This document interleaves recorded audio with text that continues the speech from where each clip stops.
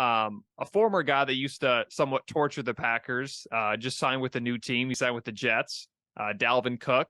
First of all, I was shocked that he was released by the Vikings. I understand a lot of teams don't want to pay a running back anymore, but he's still a premier running back. And were you guys really shocked by the news that he was released and then the Jets were able to pick him up?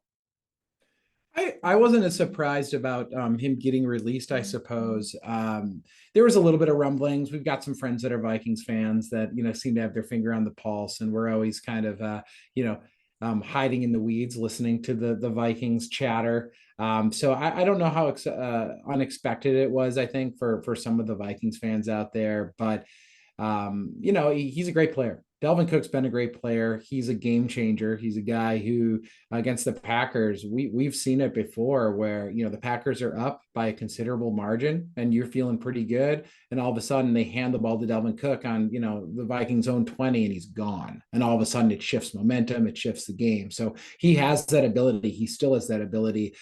We've watched him twice a year for however many years he's been in Minnesota. So that's what I know about Dalvin Cook. And he's always made a great impact. And anytime I hate a guy on the Vikings, it means he must be pretty good. And man, I really don't mind not having to face Dalvin Cook this year.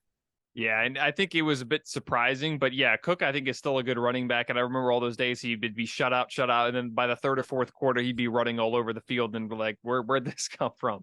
So that's why I thought Cook was just really shocking to see get released, and even with Cousins and with how good Justin Jefferson was, it felt like Cook was still a huge part of that offense.